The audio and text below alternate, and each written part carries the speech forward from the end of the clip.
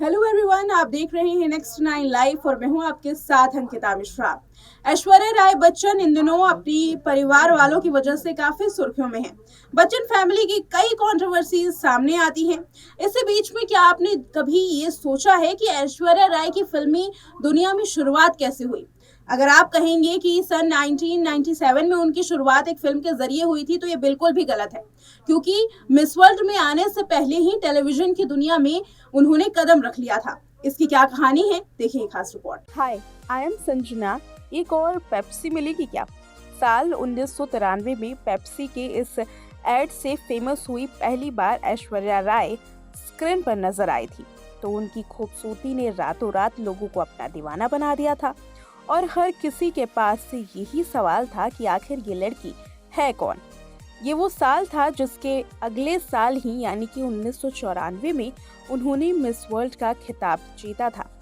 फिर उन्होंने कभी पीछे मुड़ करके नहीं देखा।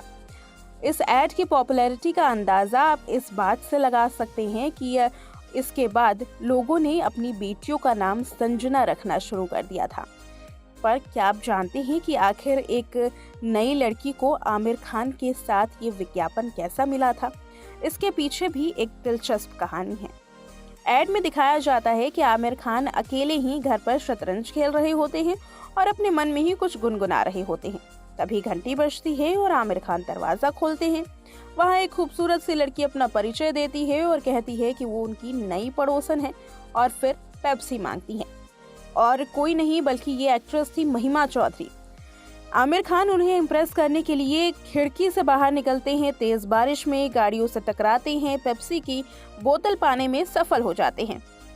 खिड़की से वापस अपने घर में घुसते हैं तो उनको एक नई पड़ोसन मिलती है। फिर एंट्री होती है संजू यानी संजना के नाम पर गीले बालों वाली, खूबसूरत दिखने वाली और लोगों को दीवाना करने वाली संजना की यानी कि ऐश्वर्या राय की। फिर ऐश्वर्या राय पूछती हैं कि क्या एक और पेप्सी मिलेगी क्या? इसी तरीके से ऐश्वर्या राय पहली बार एक एड के जरिए टेलीविजन पर नजर आई थी और लोगों को अपना दीवाना बना दिया था। ये एड काफी ज्यादा पॉपुलर हुई थी। एड गुरु प्रहलाद कक्कड़ ने अपने एक आर्टिकल में बताया था कि किस तरह एक दिन दो कॉलेज गोइंग स्टूडेंट्स हाथों में आर्किटेक्ट के बड़े से पोर्टफोलियो फोल्डर के लिए मेरे ऑफिस में मेरी ही एक फ्रेंड को अपना काम दिखाने के लिए आए थे। इनमें से एक मेरी फ्रेंड का बेटा था और दूसरी हरी आंखों वाली लंबी सी लड़की, हाथ में झोला, बालों में तेल लगी चोटी, कुर्ती, जीन्स और चप्पल में ऐश्वर्या राय बिल्कुल सामान्य नजर आ रही थी। लेकिन उनको पहली ही नज़र में मेरी असिस्टेंट ने मुझे आकर के कहा कि हमने उसे ढूंढ लिया है। हालांकि पेप्सी की एड के लिए मुझे जिस तरह की कैरेक्टर की तलाश थी वो वैसी बिल्कुल भी नहीं थी, लेकिन मेरी असिस्टेंट ने उनका हल्का मेकओवर किया और उन्हें स्क्रीन के लिए तैयार किया। इस तरह से एक विज्ञापन के लिए ऐश्वर्या राय की एंट्री होती है। आपको बता दें कि अपने करियर की शुरुआत में ऐश्वर्या ने आमिर के साथ ही काम किया, लेकिन इसके बाद ऐश्वर्या आमिर कभी एक साथ फिल्मों में नजर नहीं आए। आज ऐश्वर्या राय बच्चन बॉलीवुड का एक जाना माना नाम है। एंटरटेनमेंट की इंडस्ट्री में ऐश्वर्या को हर कोई जानता है। ऐश्वर्या ने फिल्मों में शुरुआत तमिल फिल्मों से की थी। 1997 को उनकी तमिल फिल्म आई, जिसके बाद एक्टिंग की जर्नी उनकी शुरू हुई। इसके बाद बॉलीवुड ही नहीं बल्कि हॉलीवुड में उन्होंने अपना नाम कमाया। अब ऐश्वर्या की अगर फीस के बारे में बात करें तो ऐश्वर्या उन एक्ट्रेसेस की लिस्ट में शुमार होती हैं जो कि सबसे ज़्यादा फीस लेती हैं। बता दें कि ऐश्वर्या राय बच्चन हाल में ही 50 साल की हुई हैं। साथ ही इनकी इनकम पर अगर नजर डाली जाए तो इनकी नेटवर्थ 776 करोड़ रुपए की है। साल 2010 में फिल्म गुजारिश के बाद उन्होंने फिल्मों से एक ब्रेक ले लिया था। फिर साल 2015 में क्राइम थ्रिलर जज्बा में एक बार फिर से वापसी की थी। इस फिल्म में उनके साथ दिवंगत एक्टर इरफान खान थे।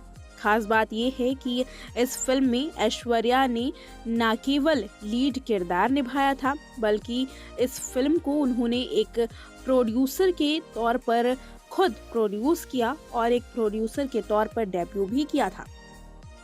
ऐश्वर्या राय बच्चन पिछले कई सालों से कई घरेलू और इंटरनेशनल ब्रांड के साथ जुड़ी हुई हैं और साथ ही एक रिपोर्ट की माने तो अपने ब्रांड के लिए वो 6 से 7 करोड़ रुपए फीस चार्ज करती हैं। इसमें लैक्मे हो, कैडबरी हो, टाइटन वॉचेस हो, लॉरियल पेरिस हो, कोको कोला हो, लक्स जैसी एड्स में वो नजर आती हैं। कल्याण ज्वेलर्स और फिलिप्स की भी एड्स से वो जुड़ी थी। इसी के साथ ही एक रिपोर्ट ये भी सामने आई थी कि ये ऐश्वर्या कई जगहों पर निवेश भी कर चुकी हैं। ऐश्वर्या राय बच्चन ने साल 2021 में nutrition based hair care company possible में निवेश किया था। रिपोर्ट्स की माने तो इस कंपनी ने ऐश्वर्या में 5 करोड़ रुपए का निवेश किया था, जो कंपनी के लिए सबसे बड़ी फंडिंग थी। इससे पहले एक्ट्रेस और उनकी मां वृंदा के बेंगलुरु के एक इन्वेस्टमेंट में वो नजर आ चुकी हैं। एक ऐसा इन्वेस्टमेंट जिसके लिए वो काफ़ी चर्चाओं में थी। MB नाम के एक स्टार्टअप पे उन्होंने 1 करोड़ रुपए इन्वेस्ट किए थे। बता दें कि ऐश्वर्या राय बच्चन एक रिपोर्ट के मुताबिक 10 से 12 करोड़ रुपए फिल्म के लिए चार्ज लेती हैं और साथ ही नंदिनी और मंदाकिनी देवी की भूमिका निभाने के लिए उन्होंने 10 करोड़ रुपए अपनी पिछली फिल्म में चार्ज लिया था। ऐश्वर्या राय इन दिनों अपनी परिवार की वजह से काफ़ी चर्चाओं में हैं। ऐश्वर्या की ज़िंदगी भी इन दिनों कंट्रोवर्सी का सामना कर रही हैं, जहां ऐश्वर्या राय अपने परिवार को लेकर बोलने से बचती हुई नजर आती हैं, तो वहीं सोशल मीडिया पर कुछ ऐसी वीडियोस और तस्वीरें वायरल हैं जिससे उनके घर के बीच में चल रही अनबन को लेकर के बड़े खुलासे होते हैं। तो देखा आपने इस रिपोर्ट में कि कैसे ऐश्वर्या राय बच्चन आज करोड़ों की संपत्ति की मालकिन है और इसकी शुरुआत तब से ही हो गई थी जब एक पेप्सी के ऐड में वो आई। इसके बाद उन्होंने मिस वर्ल्ड का खिताब जीता और कभी भी पीछे मुड़ करके नहीं देखा। ऐश्वर्या की ये कहानी आपको कैसी लगी कमेंट करके जरूर बताएं। देखते रहें नेक्स्ट 9 लाइव।